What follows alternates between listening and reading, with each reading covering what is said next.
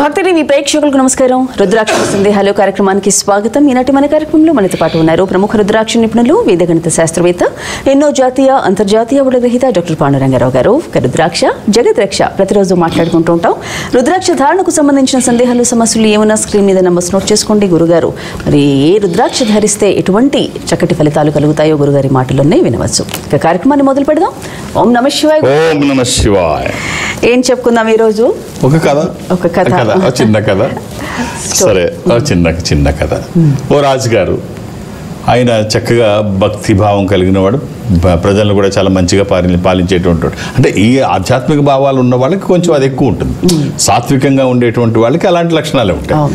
So ప్రజలను అది బాగా చూస్తున్నాడు. మంచి ఆధ్యాత్మిక భావాలు కలిగి ఉన్నవాడు తన రాజమహల్లోనే ఒక మందిరాన్ని నిర్మించుకుందామని అనుకున్నాడు.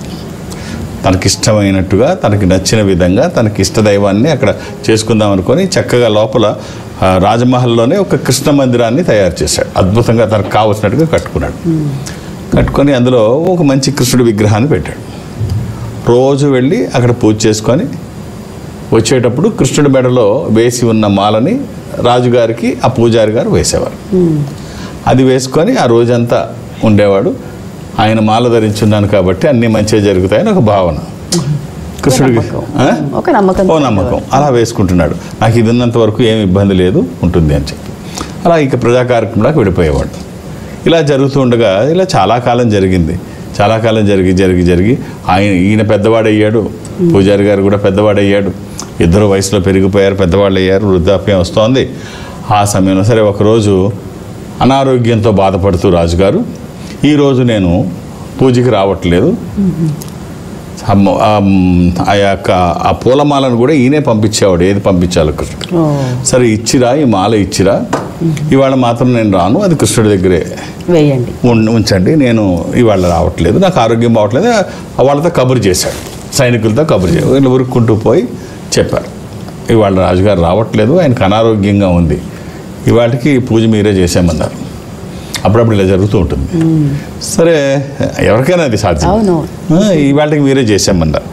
సరే అలాగే జరుగుతుండగా మళ్ళీ కాసేపటికి ఉరుక్కుంటూ పరుగుల మీద మళ్ళీ ఆ భటుడు వస్తాడు, వచ్చి చెప్తాడు. అప్పటికి జరిగిన డ్యామేజ్ ఏంటంటే, ఎప్పుడైతే రాజుగారు రానన్నాడో ఈ అర్చకుల వారి పాపం ఏం చేశాడు, నా చిన్నప్పటి నుంచి ఈ దేవాలయం కట్టినప్పటి నుంచి మాల ఆయనకే వేస్తున్నాను కృష్ణుడికి తీసి, వాళ్ళు నాకు కృష్ణుడు అనుగ్రహించాడు, ఇవాళ ఆయన రావట్లేదు, నేను వేసుకునేటువంటి అవకాశం భగవంతుడు నాకు కల్పించాడు, ఇది నేను వేసుకుంటాను, ఆహా నా భాగ్యం అనుకున్నాడు. అది తీసి వేసుకుంటే ఇలా ఉరుక్కుంటూ మళ్ళీ భటుడు వచ్చాడు. వచ్చి లేదు ఆయనకి ఏమాత్రం మనస్కరించట్లేదు, అది వేసుకోకపోతే ఇక్కడ దర్శించుకోకుండా ఆయన కనబడకుండా ఏదో మైండ్ ఏదో ఆయనకి తొలిచేస్తోంది, ఇబ్బందిగా అనిపిస్తోంది, అస్సలు బాగలేదు, కాబట్టి మళ్ళీ వస్తున్నారు. చాలామందికి ఆ సెంటిమెంట్ అలాగే ఉంటుంది. సో మళ్ళీ ఆయన లేకుండా ఆయన ఏదో అలా ఉంది, దర్శనం చేసుకొని కానీ మళ్ళీ వెనక్కి వెళ్ళని అంటున్నారు, వస్తున్నారు. ఏం చేయాలి, వేసేసుకున్నాడు. అది వేసినది రాజుగారికి వేస్తే తల తీసేస్తాడు, వేసుకున్నట్టు తెలిస్తే అస్సలు ఊరుకోడు. ఏం చేయాలి, ఇక ధైర్యం చేసి వణుక్కుంటూ కృష్ణుడి మెడలో వేసేసాడు. యథాతథంగా వేసేసిన తర్వాత రాజుగారు వస్తాడు. రాజుగారు వచ్చి రాజుగారికి మళ్ళీ ఇది ఏమీ తిరిగినట్టు అర్చకుల వారు ఆ మాలని, ఆ పూలహారాన్ని తీసి రాజుగారి మెడలో వేస్తారు. రాజుగారి మెడలో వేస్తే చూస్తే, రాజుగారి మెడలో వేస్తున్నప్పుడు చూస్తే ఆ పండిపోయిన వెంట్రుక ఒకటి పెద్దగా కనిపిస్తుంది. ఈయన వేసుకున్నాడు కదా, అడావుడిలో తీసాడు, మామూలుగానే తగులుకుంటాయి, అడావుడిలో తీసి కొంచెం కనిపిస్తుంది ఇలా చక్కగా పెద్దగా పండిపోయి. అది ఈయన అలా ఎలా ఉందో తెలుసు కదా, ఈయనకు చూస్తున్నాడు కదా. ఈయన వేసేసుకున్నాడు. అప్పుడు అడుగుతాడు, ఏం జరిగింది, ఏంటి నువ్వు వేసుకున్నావా అని అడిగితే, లేదు అంత ధైర్యం నాకెక్కడిది మహారాజా, నా తల నా మీద ఉండాలని ఇది నాకు ఉంటుంది, నేను ఆ పని చేయలేదు, నేను వేసుకోలేదు. నేను వేసుకుని మరి ఈ వెంట్రుక ఎలా వచ్చింది, తల వెంట్రుక ఎలా వచ్చింది, పండిపోయింది, ఇది నీది కదా అంటే, లేదు ఆయనకి వేశాను కదా, ఆయనది అయ్యి ఉండొచ్చు కదా, అది కృష్ణుడిది అయ్యి ఉండవచ్చు కదా, అది ఆయనకు కూడా వేశాం కదా, నేను వేసుకోలేదు కదా, ఆయన వేసుకుంటున్నాడు కదా, ఆయనది అయ్యి ఉండొచ్చు కదా అంటే, ఆయనది అయ్యి ఉంటావా, ఇది ఆయనదని చెప్తావా, నువ్వు అబద్ధం ఇలా కూడా చెప్తావా, సరే నీ అబద్ధాన్ని నీతోనే రుజువు చేస్తాను, రేపు మళ్ళీ అలంకరణ సమయంలో వస్తా, ఇవన్నీ వెయ్యకముందు ఆయన అలంకరిస్తున్నప్పుడు వస్తా, ఆయన ఈ జుట్టుని చూస్తా, ఇలా ఉందో ఇదో అదో కాదో తేల్చుకుంటా. లైవ్ ఉందంటున్నావు కదా, అది పండిందంటున్నావు కదా, వస్తాను రేపు అలంకరణ సమయంలోకి వచ్చి అప్పుడు నేనే స్వయంగా చూస్తాను, నీ సంగతి ఏంటి అప్పుడే తేలుస్తాను అని చెప్తారు రాజు గారు. వీళ్ళ రాత్రి అంతా నిద్రపడ్డది. కృష్ణ ఏంటయ్యా నాకు ఈ పరీక్ష, రేపు పొద్దున్న నా తల నా మొండ మీద ఉండదు, ఆయన ఏమాత్రం ఊరుకోడు, భారం అంతా నీదే, తప్పు చేశాను ఒప్పు చేశాను నాకు తెలియదు అని భారం అంతా ఆయన మీదే. తెల్లవారులు ఏడుస్తూనే ఉన్నాడు, రోధిస్తూ. సరే పొద్దున రాజుగారు వచ్చాడు. రాజుగారు వచ్చి చూస్తాడు. చూస్తే కృష్ణుడి తల పండిపోయి అలాగే ఉంటుంది. అలంకరణకు ముందు ఎప్పుడు చూడలేదు ఈయన. మామూలుగా కిరీటం అన్నీ ఉంటాయి కదా, అన్నీ తీసేసి పూలవారంలో అన్నీ తీసేసి కిరీటం ఏమి లేకుండా చూస్తే అది తల పండినట్టే ఉంది. ఇందులో ఎలా ఉందో అలాగే కనిపిస్తుంది. ఈయన విగ్గు తీసుకొచ్చి పెట్టుంటాడు. ఈయన పూజారి గారు ఏదో విగ్గు తీసుకొచ్చి పెట్టుంటాడు, ఏదో చూద్దామని చెప్పేసి ఇలా పెట్టి ఇలా లాగుతారు. ఇలా గుంజేసరికి దాంట్లో నుంచి బ్లడ్ వస్తుంది. సో అప్పుడు రాజుగారు భయపడిపోయి వణికిపోయి అది రియల్ ఎయిరా ఆయిందే అని చెప్పేసి కట్ చేసి కథ మనకి ఏం చెప్తుందంటే, నమ్మిన వాళ్ళని ఎప్పుడూ మోసం చేయడు, నమ్మిన వాళ్ళని ఎప్పుడూ ఇబ్బంది పెట్టడు. నువ్వు నిజంగా మనస్ఫూర్తిగా ఆయన ఉన్నాడని నమ్మితే ఖచ్చితంగా కదిలి వచ్చి అక్కడ ఉంటాడు. ఆయన ఎప్పుడైతే నువ్వు ఉన్నావని నిరూపించుకొని నా తల తీయకుండా చూడు స్వామి అని అన్నాడు, వేరే మార్గం లేదు. ఆయన అక్కడ అలా రావడానికి ఇంకా రాకుండా ఉండడానికి అవకాశమే లేదు. కాబట్టి నమ్మి కొలవండి, ఆయన ఎప్పుడు మీ దగ్గరే ఉంటాడు. రైట్, బాగుంది స్టోరీ, కృష్ణుడి స్టోరీ, నాకు నచ్చిన స్టోరీ. రైట్, గురుగారు కాల్స్ చూద్దాం. హలో హలో అమ్మ, చెప్పండి మీ పేరు? రత్నకుమారి గారు, మాట్లాడండి గురుగారు. అమ్మా ఓం నమ శివాయ. ఓం నమ శివాయ. ఏమిటమ్మా? నాకు ఆరోగ్యం బాగోట్లేదండి, అసలు ఏమి తినబుద్ధి కాకుండా అయిపోతుంది. ఏమి అనారోగ్యం అమ్మా? ఎంత వయసు? 58 అండి. ఏమి అనారోగ్యం అమ్మా? ఏమి అనారోగ్యం? ఏమైందో ఏమో కానీ మొత్తానికి తిండి మీద లేకుండా పోయిందండి. సెలైన్లు పెట్టుకొని నడుస్తున్నాను. ఏమి లేదులే అమ్మా, డాక్టర్ల దగ్గర ఉన్నావు కదా, వాళ్ళు చెప్తారు ఏదైనా తేడా ఉంటే. సెలైన్ పెట్టేవాళ్ళు ఆ ఇబ్బంది ఏమిటో చెప్పరా? జనరల్గా ఏం జరుగుతూ ఉంటుందంటే 58 close to 60s, close to 60కి దగ్గరగా ఉన్నప్పుడు ఇది చలికాలం మామూలుగా లేదు, చాలా ఎక్కువగా చలికాలం, చలి బాగా ఎక్కువగా ఉంది. ఇంకా ఈ 4 రోజులు ఇంకా ఎక్కువ అవుద్ది అంటున్నారు. సో ఈ చలిలో ఉన్నప్పుడు చలికాలం అరుగుదల కొంచెం తక్కువ ఉంటుంది, అందుకనే లైట్ పదార్థాలు తినమంటారు. డల్గా ఉన్నట్టు ఉంటుంది చాలామందికి. వయసుతో పాటు కొన్ని వస్తూ ఉంటాయి. ప్రతిదానికి ఆందోళన పడిపోకండి అమ్మ. ఒక్క రుద్రాక్ష చెప్తాను, వీలైతే వెయ్యండి. 11 ముఖాలు, ఏకాదశముఖి, ఏకాదశ రుద్రస్వరూపము. ఇది హనుమాన్ స్వరూపము కూడా. ఆధ్యాత్మికంగా మంచిది, ఆరోగ్యపరంగా మంచిది, భయాందోళనకు అవకాశం లేనటువంటిది. ఈ ఒక్క రుద్రాక్ష శరీరానికి తాకే విధంగా వేసుకోండి, బాగుంటుంది. డాక్టర్ల సంరక్షణలో ఉన్నారు కాబట్టి వాళ్ళు చూసుకుంటారు ఏదైనా ఉంటే. శుభం. మరొక చూద్దాం. హలో హలో, చెప్పండి అమ్మా, మీ పేరు? నా పేరు కుమారి అండి. ఓకే కుమారి గారు, మాట్లాడండి. గురుగారు ఉన్నారు. గురుగారు నమస్తే అండి. నమస్కారం అమ్మా. ఓం నమ శివాయ. ఓం నమ శివాయ. 14/9/2016 అండి. 2016? అవునండి, 14/9/2016. ఎవరిదమ్మా ఇది? మా మనవడండి. అంతే, అసలు కంటే వడ్డీ ముద్దు. ఎంతమంది మనవాళ్ళు మనవరాళ్ళమ్మా? నాకు 2 మనవాళ్ళు గురువు గారండి. ఈ మనవడు ఏం చదువుతున్నాడు? ఇప్పుడు 4th క్లాస్కి వచ్చాడు గురువు గారండి. 4వ తరగతి. ఎలా ఉన్నాయమ్మా చదువులు? యావరేజ్ గా ఉన్నాయండి. ఊరుకో అమ్మా, 4వ తరగతి వాడు. సరే, ఒక్క రుద్రాక్ష చెప్తాను, వీలైతే వేయండి. అంటే చదువుల కోసం 8 ముఖాలు కానీ లేదంటే 3 ముఖాలు కానీ అగ్నిస్వరూపం, ఈ రెండిట్లో ఏదో ఒకటి వేయండి అమ్మా. అష్టముఖి, ఇది గణపతి స్వరూపము. విఘ్నాలు లేకుండా ముందుకు వెళ్ళడానికి, నిర్విఘ్నంగా అన్ని పనులు చేసుకోవడానికి, కెరీర్ కోసము, ఎడ్యుకేషన్ కోసము. ఇది వాక్కుకి సంబంధించి, నాలెడ్జ్కి సంబంధించి. ఇది కుదరకపోతే 3 ముఖాలు అగ్నిస్వరూపము. ఈ రెండిట్లో ఏదైనా ఒకటి వేయండి అమ్మా, చాలు. శుభం. ఓకే, మరొక చూద్దాం. హలో హలో, నమస్కారం అండి. అమ్మ నమస్కారం, మీ పేరు? నా పేరు శివజ్యోతి అండి. ఓకే, మాట్లాడండి గురుగారు. అమ్మా ఓం నమ శివాయ. ఓం నమ శివాయ అండి. గురుగారు నమస్కారం అండి. నమస్కారం. ఏమిటమ్మా? మా అబ్బాయికి 6/7/2003 అండి డేట్ ఆఫ్ బర్త్. 6/7/2003. అవునండి. అమ్మా ఆదివారం పుట్టినట్టు తెలుసు కదా? ఆదివారం పుట్టాడండి. ఎంతమంది పిల్లలు? బాబు పాప అండి. అష్టమి శుక్లపక్షము. పాప ఏం చేస్తుందమ్మా? శుద్ధ అష్టమి, ఇది తులారాశి, విశాఖ నక్షత్రము. పాప ఏం చేస్తుందమ్మా? పాపకు మ్యారేజ్ అవుతుందండి. ఈ అబ్బాయి ఏం చేస్తున్నారమ్మా? ఏం చేయలేదండి, జాబ్ కోసం ట్రైల్ లో ఉన్నామండి. ఏం చదువుకున్నారు? పాలిటెక్నిక్ డిప్లొమా మెకానికల్ చదివాడండి. ఒక్క రుద్రాక్ష చెప్తాను, వీలైతే వెయ్యండి. 12 ముఖాల రుద్రాక్ష, ద్వాదశముఖి. ద్వాదశ ఆదిత్య స్వరూపము అంటే సూర్య స్వరూపం. ఉన్నతమైన స్థితి కోసము, అనారోగ్య సమస్యలు లేకుండా బ్రైట్ ఫ్యూచర్ కోసం. అది కుదరకపోతే ఏకముఖి అంటే 12 ముఖాలు డైరెక్ట్ సూర్య స్వరూపం అయితే ఏకముఖికి అధిపతి గ్రహం సూర్యుడు. అమ్మ ఈ రెండిట్లో ఏదో ఒకటి ఖచ్చితంగా అవకాశం ఉంటే వేసి చూడండి. ఎన్ని సంపదలు ఉన్నా ఈ సంపద వేరు.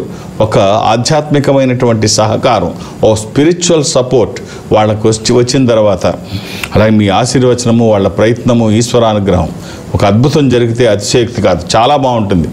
నెగిటివ్ ఫోర్సెస్ వాళ్ళ మీదకి రావు. వాళ్ళు ఏం చేసినా విజయాలు వాళ్ళ పక్కనే ఉంటాయి. ఆశీర్వదించి ఒక్కటి వేయడానికి అవకాశం ఉంటే ప్రయత్నం చేయండి. All the best. క్యాంప్స్ గురుగారు ఈ వారం అంటే రేపు రేపు నేనంతా ఇక్కడ ఉంటాను. ప్రతి గురువారం లాగా నేను ముందుకు పొందకపోవడం కాదు, రేపు అందుబాటులోనే ఉంటాను. రేపు సాయంత్రం కదా నేను వెళ్ళేది. రేపు సాయంత్రం ఇవన్నీ చూసుకున్న తర్వాత తిరుమలకు వెళ్తాను. తిరుమలలో ఎల్లుండి తెల్లవారుజామున అది వైకుంఠ ఏకాదశి. ఆ రోజు మీరు వాళ్ళకి అందుబాటులో ఉండేది అక్కడ అందుబాటులో ఉండేది అదే. నాకు తెల్లవారుజామున 3:30-4 గంటలకి దర్శనం అయిపోయిన తర్వాత మళ్ళీ నేను మధ్యాహ్నం నుంచి అందుబాటులో ఉంటాను తిరుపతిలో. ఈరోజు రేపంతా కూడా హైదరాబాద్లోనే ఉంటాను. రేపు హైదరాబాద్లో, ఇవాళ రేపు హైదరాబాద్లోనే ఉంటాను. సో తిరుపతిలో కూడా చెప్తున్నాను కదా, వేరే పని మీద వెళ్తున్నాను. మీరు ఎక్కువ మంది వస్తే నాకు కష్టం అయిపోద్ది. వచ్చిన వాళ్ళు ఒక్కొక్కటి ఇస్తే నా వంతు ప్రయత్నం చేస్తాను. ఎందుకంటే మళ్ళీ రాత్రి వరకు నేను ఉంటాను అక్కడ కాబట్టి నా వంతు ప్రయత్నం ఒక్కొక్కటి ఇస్తే నేను చేయగలుగుతాను. మీరు ఉన్నాను కదా 2-3 ఇస్తే నాకు కష్టం అవుతుంది, మీకు ఇబ్బంది అవుతుంది. అలా జరగకుండా చూడండి. ఇక హైదరాబాద్లో నన్ను కలవడానికి వచ్చినప్పుడు అప్పుడు కూడా నేను 2-3 చూడడం సాధ్యం కాదు. ఇవాళ రేపు నన్ను కలవడానికి మీ 2-3 పేర్లు నమోదు చేయించుకోరా, పేర్లు నమోదు చేసుకోరు, 2-3 అడగండి, ఇబ్బంది అవుతుంది. అలా దూర ప్రాంతాల నుంచి కూడా ఇక్కడికి రావాల్సిన అవసరం లేదు. ఈ సంస్థ అన్ని చోట్ల ఉంది. మీరు అక్కడికి వెళితే వాళ్ళు నాతో మాట్లాడిస్తారు. అది చెన్నై కావచ్చు, బెంగళూరు, విశాఖపట్నం, విజయవాడ, తిరుపతి, రాజమండ్రి, శ్రీశైలం, వేములవాడ, కాళహస్తిలో ఏదైనా మీరు అక్కడికి వెళితే వాళ్ళు అక్కడ ఒక స్పెషల్ స్క్రీన్ ముందు అటు మీరు ఇటు నేను 1-to-1 మాట్లాడించే ప్రయత్నం వాళ్ళు చేస్తారు. మాట్లాడే ప్రయత్నం నేను చేస్తాను. ఆ విధంగా నన్ను కలిసిన, డైరెక్ట్గా హైదరాబాద్ వచ్చి నన్ను కలిసిన ఒక్క డేట్ ఆఫ్ బర్త్. అలాగే రేపు తిరుపతిలో ఒక డేట్ ఆఫ్ బర్త్ ఎల్లుండి ఇంకా వైకుంఠ ఏకాదశి కాబట్టి చాలా మంది మంచి రోజు కాబట్టి వేసుకోవచ్చు రుద్రాక్ష ధారణ. కొత్తగా ఎవరైనా వేసుకోవాలనుకున్నా కానీ. ఓకే రైట్ గురుగారు, మరో కాల్ చూద్దాం. హలో అమ్మా, చెప్పండి మీ పేరు?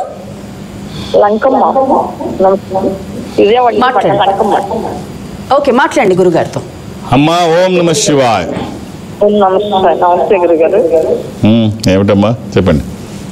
నా గురించేనండి. 1972 ఫిబ్రవరి 15 ఉదయం 11 ఆరోగ్యం బాగుంటుంది. బుధవారం పుట్టినట్టు తెలుసు కదమ్మా. కాదు ఇది మంగళవారం, లీఫ్ ఇయర్. అప్పుడప్పుడు లీఫ్ ఇయర్లో నేను ఇలాగే, ఇది మంగళవారం.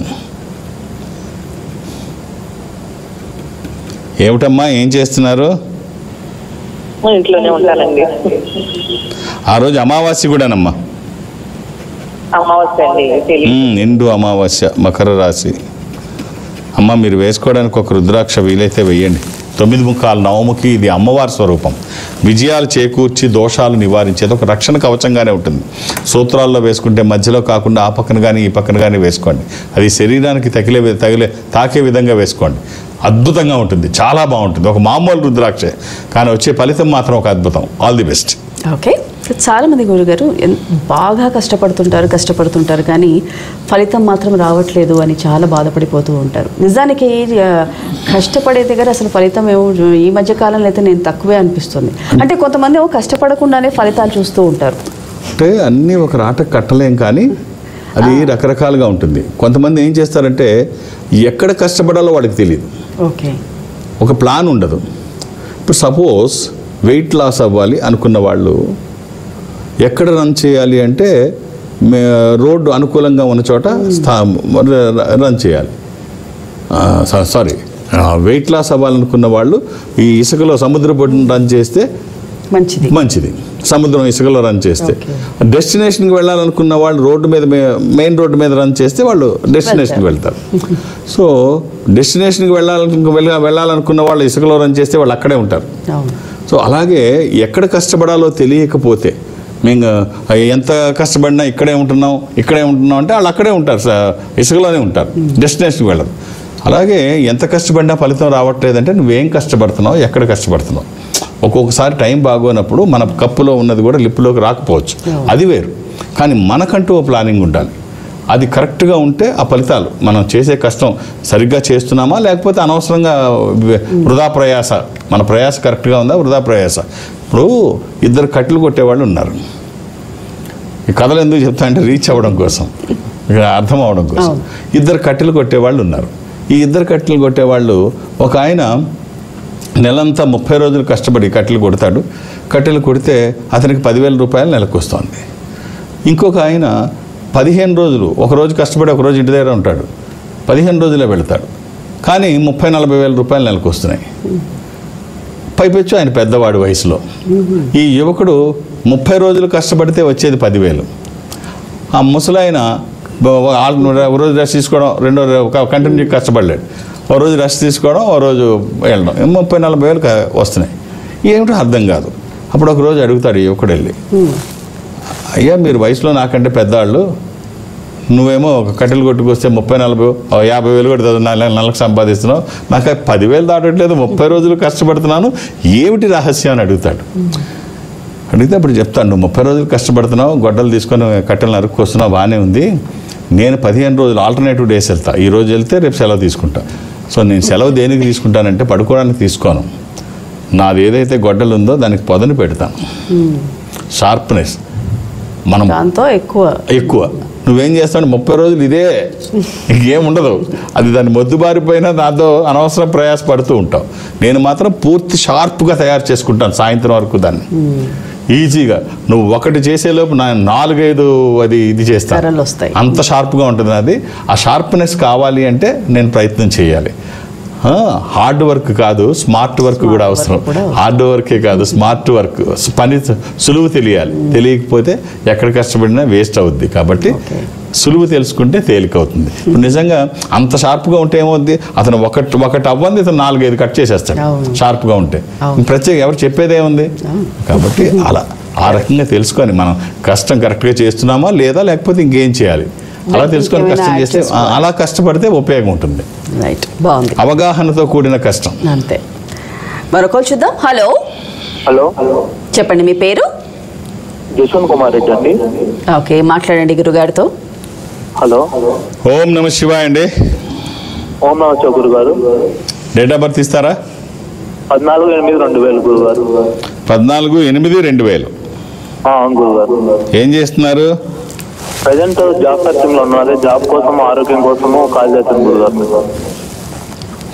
సోమవారం పుట్టినట్టు తెలుసా మీరు? తెలుసు గురుగారు. ఏం చదువుకున్నారు? ఎంఎస్సి జెనెటిక్స్ గురుగారు. Genetic sciences, MSc. ఎస్. అలాగే ఆ రోజు ఫుల్ మూన్ డే, పున్నమి రోజు, పౌర్ణమి, సోమవారము. అవును గురుగారు. మిథున రాశి. రైట్, జాతకం బాగుందండి, చాలా బాగుంది. విదేశాలకు వెళ్ళే అవకాశం కూడా ఉందండి. మీరేమో నిరుత్సాహపడకండి, బోల్డ్ అంత వయసు ఉంది. మనం చదువుకున్న చదువు, గెయిన్ చేసిన నాలెడ్జ్ ఎక్కడికి పోదు. హిందీలో 19-20 అంటాం, కొంచెం అటు ఇట్లా వస్తుంది.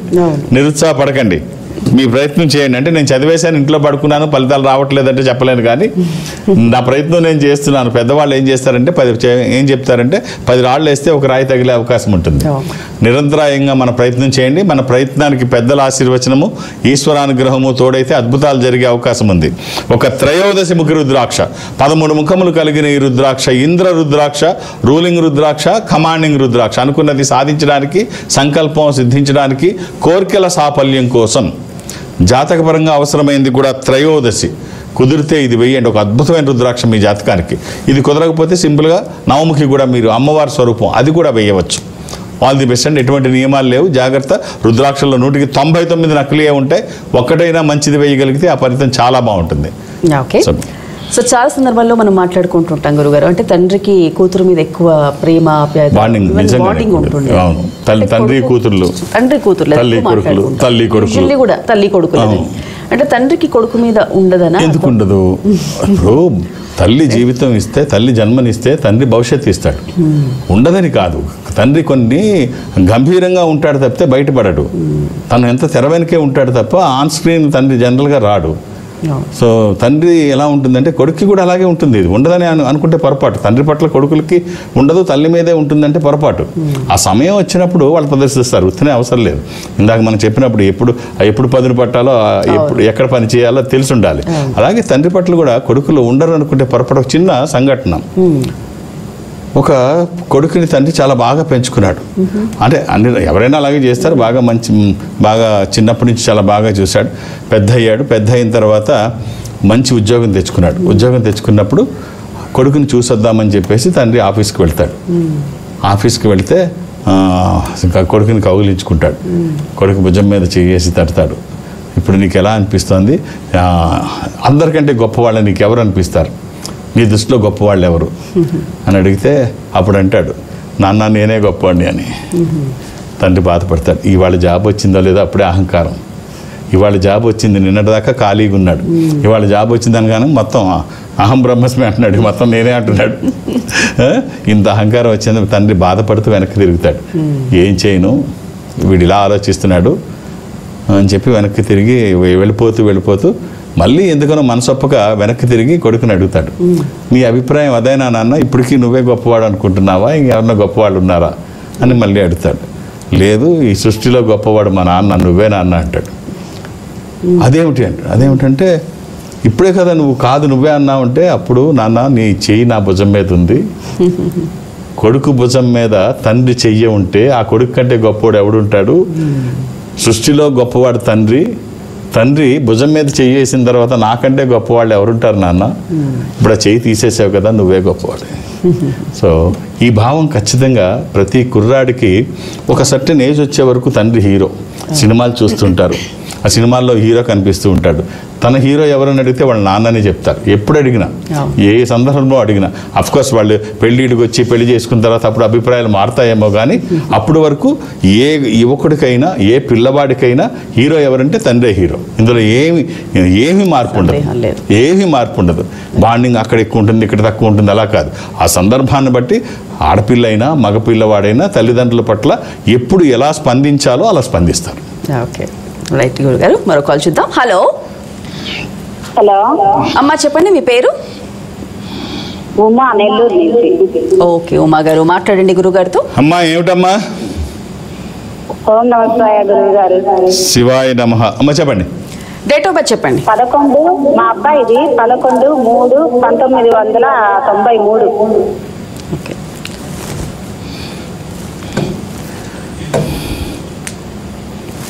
హలో, గురువారం పుట్టినట్టు తెలుసు కదమ్మా? గురుగారు ఈవినింగ్ 6:30కి. ఎంతమంది పిల్లలమ్మా? 11వ తేదీ 3వ నెల. అవునమ్మా. ఎంతమంది పిల్లలు మీకు? 2 గురుగారు. ఈ అబ్బాయి పెద్ద అబ్బాయి. ఇది చతుర్థి కృష్ణపక్షము, సంకటహర చతుర్థి. ఆ రోజు ఇది తులారాశి. ఈ అబ్బాయికి మీరు ఇవ్వాల్సిన రుద్రాక్షలు సప్తముఖి, దశముఖి, ఏకముఖి. 7 ముఖాల లక్ష్మీ స్వరూపము, శని దోషములకి మంచిది. దశముఖి విష్ణు స్వరూపము, మానసిక ఒత్తిళ్లు తగ్గడానికి, వాస్తు దోషములు పోవడానికి, న్యాయపరమైన చిక్కులు అధిగమించడానికి. ఏకముఖి రుద్రస్వరూపము, అపమృత్యు బాధలు లేకుండా. ఈ 3 కలిపి కానీ కుదరకపోతే ఏదన్నా ఒకటి శరీరానికి తాకే విధంగా వేయండి. ఈ సంపద వచ్చిన తర్వాత చాలా బాగుంటుంది. All the best. రైట్ గురుగారు, మరి నాటి కార్యక్రమంలో చాలా అద్భుతమైన స్టోరీస్, మంచి మంచి ఎగ్జాంపుల్స్తో మా అందరికీ కూడా చక్కగా వివరించారు. మీకు ధన్యవాదాలు. ఓం నమః శివాయ. వీక్షించారుగా ఇది నాటి రుద్రాక్షల సందేహాలు కార్యక్రమం. మరో కార్యక్రమంలో మళ్ళీ కలుసుకుందాం. నమస్కారం. Indo Nepal Rudraksha organisation, Jubilee Hills road number 45 మరియు సోమాజిగూడ, హైదరాబాద్. సంప్రదించాల్సిన ఫోన్ నంబర్స్ 9118845678, 9177778855, 8186899997, 7700963888. మా వెబ్సైట్ www.indonepalrudraksha.com.